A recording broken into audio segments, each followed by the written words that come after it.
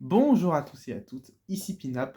Aujourd'hui, nouvelle vidéo comme pour la précédente, avec un format un peu plus court. Aujourd'hui, on va aller dans le droit chemin. Aujourd'hui, j'aimerais vous présenter mes vinyles spécial cinéma.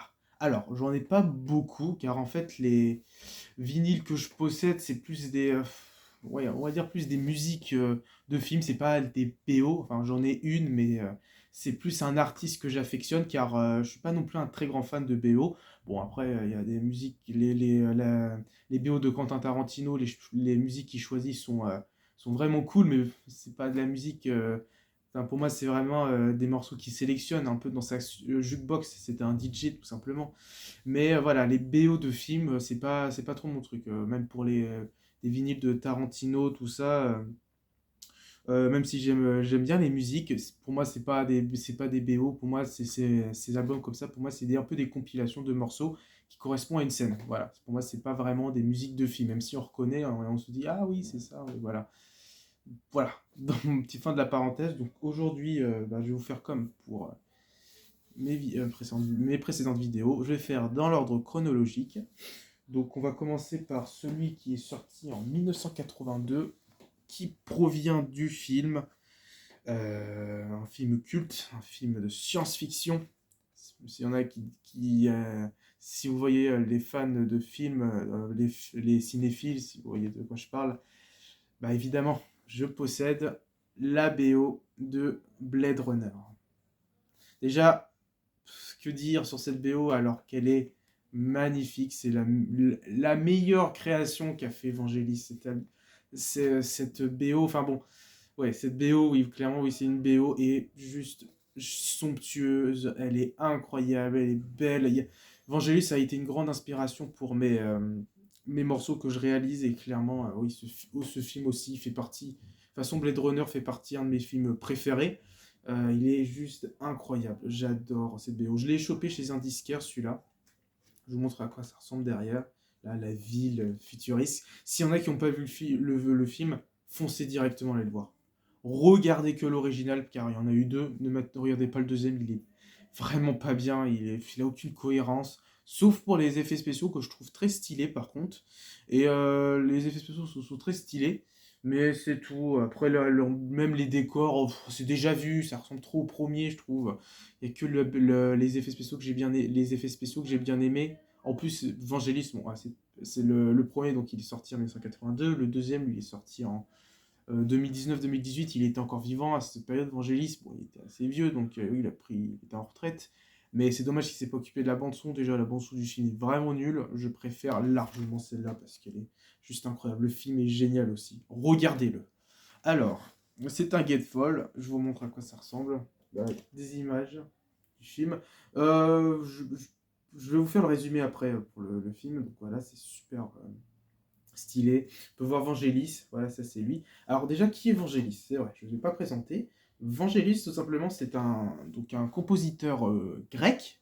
Alors, il parle très très bien français, mais voilà, il est compositeur grec.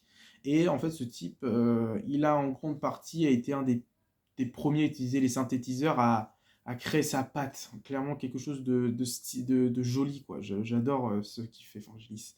C'était on va dire, un des premiers à utiliser les synthétiseurs. Bon, après, bien avant, il y a eu Pierre-Henry, comme j'avais mentionné dans ma dernière vidéo. Il y a eu, euh, il y a eu d'autres personnes, mais clairement, lui, je trouve que c'est celui qui maîtrise le mieux, tellement c'est magnifique. Donc oui, c'est un compositeur, il a fait plein de films aussi, il a collaboré pour le film Chariot of Fire, que j'ai pas vu, mais bon, vous connaissez sûrement tous cette musique. Je vous mettrai en lien dans la description, hein, je vous mettrai en lien dans la description de quelle musique du film Chariot of Fire je parle. Voilà, bon, ouais, la musique est sympa, mais sans plus. Alors, j'aime pas tous les projets de Vangelis. Il y en a bien trois que j'adore. Celle-là et deux autres que j'aimerais bien procurer un vinyle, mais que je vous garde le suspense. Parce que j'aimerais bien faire une prochaine vidéo sur ma collection de vinyles de Vangelis. Donc oui, cette personne est juste enfin, sa musique est juste magnifique, quoi. J'adore ce qu'il fait. C'était dans les années 80, 90, 2000, pas trop. Donc la sous-pochette ressemble à ça. ce pochette noire. Et je suis très content de l'avoir procuré parce que j'adore ce vinyle. Ça fait un petit moment que je ne me suis pas écouté, il faudrait que je me réécoute. Très prochainement, il faudrait que je vais me l'écouter parce que clairement, ça fait un petit moment que je ne me suis pas écouté.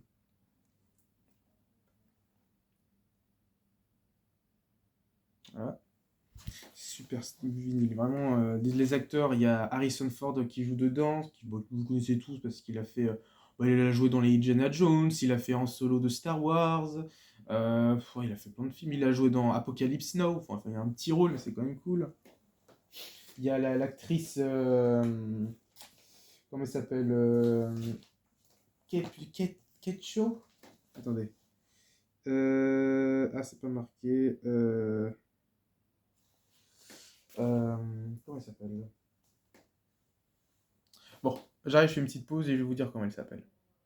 Alors, donc l'actrice que je voulais trouver son nom, en fait, elle s'appelle Sean Young. Ou Sean Young, Sean Young, qui a joué dans ce film-là. Elle a joué aussi dans le Dune de David Lynch. Elle a failli jouer dans le Batman, le défi, mais alors, à ce qui paraît, c'est pas une actrice très sympathique, à ce qui paraît. Bon, moi, je sais pas, je la connais pas personnellement, mais à ce qui paraît, c'est une actrice qui, euh, qui est pas très sympa. Alors, petite anecdote en parlant de. Elle a fait jouer dans Batman, elle voulait jouer dans le rôle de Catwoman. Alors, à la base, c'était vraiment son rôle, hein, sauf qu'en fin de compte, Tim Burton trouvait qu'elle était pas convaincante. Bah, sauf qu'elle, elle était absolument envie d'aller jouer ce rôle. Du coup, elle cherchait Tim Burton pour lui implorer, etc. Et pour éviter de la voir, Tim Burton se cachait sous le bureau pour éviter qu'elle. Pour éviter pour éviter qu'elle le croise, quoi, tout simplement. C'est assez. Marrant, quoi, c'est hallucinant. Mais voilà, je reviens dans ce film. Donc oui, en fait, ce film, ça dénonce, ça parle de plein de choses, hein. Je vais vous dire le résumé, tout simplement. Donc ça parle, en gros, on est dans un futur apocalyptique. Ça se passe en Los Angeles en 2019, où là, cette fois, le futur est maintenant est triste, maintenant est complètement pollué, il fait que nuit, il pleut tout le temps. Et en fait, bah, ça parle d'un policier, enfin un ancien policier, enfin oui, on va dire oui, un ancien policier, mais dans le film, il reprend le rôle d'un policier où il doit tuer des réplicants, qui sont des espèces de robots qui servent à l'homme, car en fait, ils se sont échappés. Ils sont 7 en tout. Il y en a oui, il y en a 7 en tout. Alors, je vous spoil pas tout le film, hein, quand même. Et en fait, je vous spoil pas tout le film parce que regardez-le. Et en fait, tout simplement, il doit les éliminer, en fait. Mais ce film a un message très profond sur la pollution, la technologie. Est-ce que le robot va nous remplacer? Voilà. Et il faut savoir que l'antagoniste, bon, ça je vous spoil un petit peu son visage, c'est lui. Il décédera en 2019. C'est vraiment une énorme coïncidence. Voilà, les autres acteurs, donc ouais, ça c'est Sean Young, celle qui fume, c'est elle qui est dans le film. Mais voilà, je vous spoil pas tous les personnages, car bon, peut-être reconnu, il y a Harrison Ford ici. Non, oui, oui, Harrison Ford ici, ouais, qui joue dedans, il joue très très bien son rôle d'ancien policier complètement fatigué. Et il est génial. Et c'est d'après un roman que je possède, qui est juste là, hop, il est là, que j'ai lu, qui vraiment c'est vraiment il s'inspire, le film s'inspire pas mal du roman. Voilà, je vous le montre, il ressemble à ça. C'est a été écrit par Philippe K. Dick. Alors le vrai titre c'est pas Blade Runner, hein. Le vrai titre c'est Les androïdes rêvent-ils de moutons électriques. C'est assez marrant comme, comme titre de livre, mais ils ont appelé ça, enfin Ridley Scott, oui, celui qui a réalisé le film, il a appelé ça Blade Runner parce que c'est un peu plus classe, quoi. Donc le film s'inspire pas mal du roman. Bon, alors il y a eu quand même des changes, enfin il y a eu quand même beaucoup de choses qui ne sont pas trop traitées, mais je trouve quand même assez. Je trouve que ouais, le film est une bonne adaptation du roman. Voilà. Donc c'est un de mes films préférés. J'adore son ambiance, j'adore son histoire. Et sa bande son colle super bien. C'est vraiment les débuts. On est vraiment dans les débuts des années 80, mais je trouve qu'on a une patte. Donc les morceaux que je vous recommande, bien entendu. Alors lui, il y en a vraiment pas mal, mais ceux que je vous recommande, je dirais Mind Titles, le thème principal, il est incroyable. Euh, je dirais, j'hésite. Parce que il est pas mal aussi. En vrai, je dirais Rachel Song, magnifique titre. Il est incroyablement beau avec cette voix. Alors, rien que d'en parler, j'ai commencé à avoir un peu les larmes aux yeux, mais il est juste magnifique avec ses voix, ses chorales, les espèces de chorales d'hommes qui chantent très grave. C'est incroyable, c'est une superbe ambiance, c'est très hypnotique, c'est magnifique.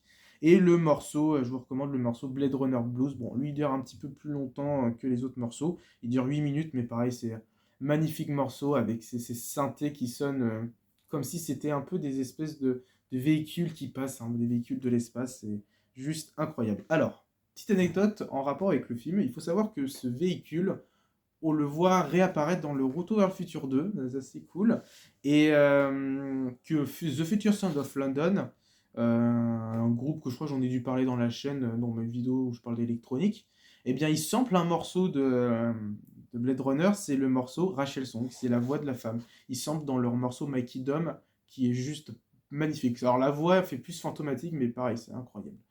Bref, c'est Vangelis, un de ses meilleurs travaux. Alors ensuite, on passe. Le vinyle est sorti en 2015 parce que c'était on va dire une réédition, mais on va dire l'année où est sorti le film. Je vais faire comme ça. Je vais faire ça comme ça. On est 3 ans après. Et c'est aussi considéré comme un de mes films préférés aussi. J'adore ces deux films. Ou même, oui, ces deux films. Je possède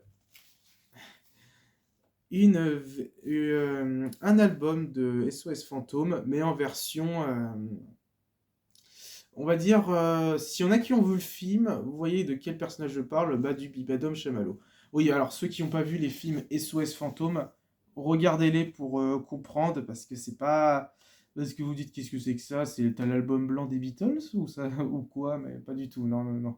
Je l'ai pas cet album, parce que je suis pas un très grand fan, mais voilà. Mais non, non, non, c'est pas cet album-là, en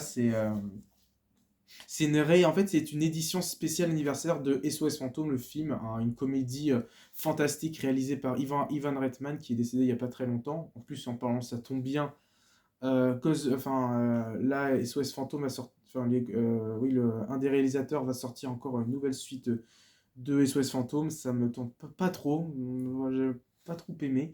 Je vous enverrai la bande-annonce si ça vous tente, mais ou dans la description, hein, je vais voir. Mais clairement, c'est pas trop, ça m'emballe pas trop. Surtout que là, le dernier Afterlife est pas ouf. On a mis les références sympathiques.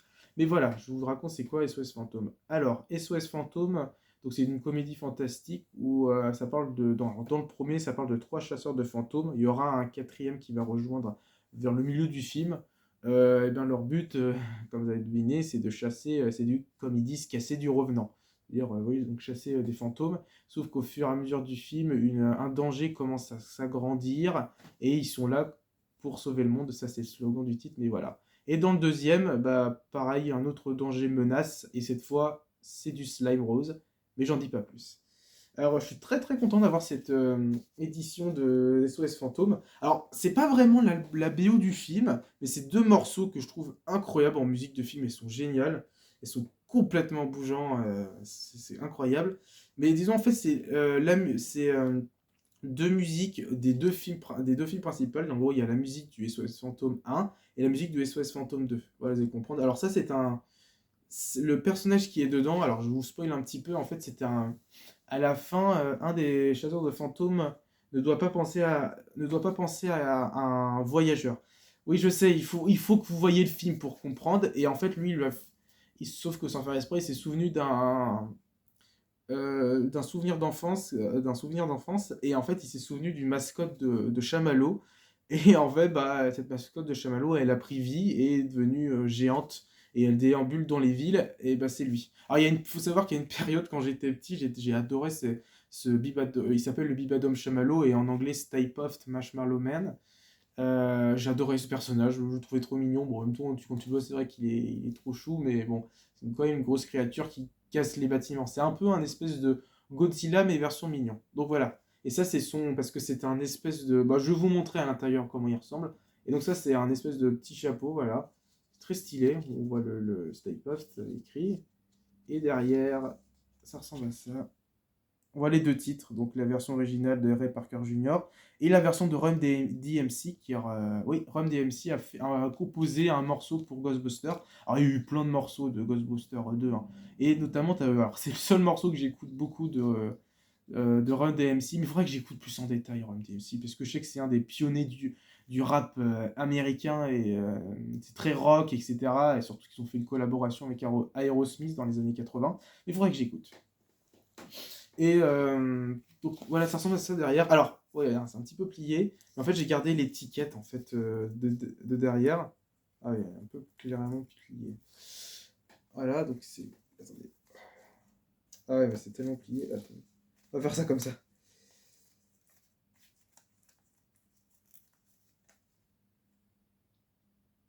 Voilà, marquez ça. Ça, je vais aussi plier. Voilà. Et donc c'est un Getfall. Alors lui, je l'ai eu sur Discogs, c'était pour Noël. Et donc c'est un de mes premiers albums que j'ai. Alors déjà, la particularité, c'est que quand on touche, c'est moelleux. C'est un côté un peu, ouais, un peu moelleux, un peu nuage. C'est assez marrant, un peu doux. Et alors, le vinyle ressemble à ça. Alors oui, il y a un petit défaut par contre, c'est qu'il est un petit peu abîmé. Je sais pas si vous voyez bien, regardez, hein, il est un petit peu abîmé. Alors faut savoir qu'une fois, en fait, c'était un Noël que je l'ai eu. Et sans faire exprès, je l'avais fait tomber. Du coup, il s'en a un petit peu pris cher, mais franchement, ça va. Franchement, ça va. Il y a pire sinon. Donc, le vinyle ressemble à ça. C'est un Getfall. Et en gros, c'est la scène où arrive le Bipedum Chamallow. Voilà, il ressemble à ça, un espèce de petit marin. Il est trop mignon. Mais il faut que vous voyez le film pour comprendre. Voilà, on voit les 4 chasseurs de fantômes en train de le cramer. Il faut que vous voyez le film. Et c'est un costume. J'ai vu dans le making of, c'est un costume en fait. Et donc, d'abord, je vais vous présenter le vinyle. Alors, le vinyle est assez spécial. Alors, déjà, la particularité, c'est que c'est pas un vinyle classique. Hop. C'est un vinyle blanc avec le logo. Et en fait, il sent la vanille. Et là, alors là, vous pouvez pas sentir, mais encore aujourd'hui, il sent. Je trouve ça incroyable. Ouais, il sent toujours la vanille, c'est incroyable. Je trouve ça génial. Et donc, j'ai cette version-là. Je suis très content de l'avoir. Un petit peu abîmée, mais ça va. En vrai, dans la vidéo, on voit pas trop, mais dans la vraie vie, on voit qu'elle est un petit peu abîmée, mais au contraire, je trouve que ça fait un peu un côté que Bibadom Chamallow a été un peu cramé par les SOS fantômes, quoi. Du coup, ça me dérange pas trop, je trouve que ça fait un esthétique. Mais il sent la vanille, c'est assez marrant. Je vous dis, c'était pour les 30 ans, en fait, donc ils ont fait quelque chose de spécial. Et il y a aussi, c'est pas fini, parce qu'il y a aussi d'autres choses qui sont dedans. On a des espèces de vignettes 3D. Voilà, quand Bibadom arrive, tous les New-Yorkais ont peur, du coup ils fuient. Quoi, c'est vraiment génial. Je sais pas si ça rend bien à l'écran, hein. Dites-le moi en commentaire. Ah oui, c'est là, elle est géniale. Ça, elle est animée. C'est quand il se fait cramer. Et il faut savoir, parce que aussi Blade Runner a une coïncidence, il faut savoir, je vous montrerai tout à l'heure, qu'il y a aussi un lien avec Blade Runner. Donc là, ils sont stylés. Et après, il y a celui-là. On voit qu'il commence à être pas très content parce qu'il a repéré les SOS fantômes, les Ghostbusters en anglais. Voilà, bon, les acteurs sont encore vivants, sauf un qui porte des lunettes, qui est décédé il n'y a pas très longtemps, paix à son âme. Et les autres sont encore vivants. Magnifique, ouais, je trouve. Voilà.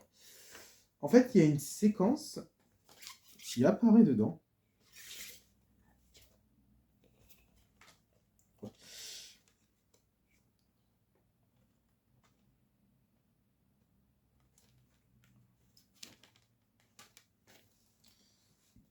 Et en fait, ils ont. Attendez, je range. Alors voilà. Vous voyez cette petite séquence-là, là, ces petites vignettes où on le voit déambuler dans les villes, il faut savoir que ça, ces espèces de décors, en fait, c'est un recyclage du film Blade Runner. C'est-à-dire qu'ils ont recyclé un ancien décor. C'est génial, quoi. Voilà. Bon, alors, il n'y a pas de titre que je vous recommande parce que je vous conseille d'écouter les deux versions de Ghostbusters. La version de Ray Parker Jr. est meilleure, hein, mais voilà. Mais moi, ma version préférée, bah, Ray Parker Jr., elle est géniale, je trouve qu'elle est incroyable. Le clip est aussi très très cool. Pour Blade Runner, c'est vrai que je ne l'ai pas dit, mais je dirais Blade Runner Blues qui est juste incroyable.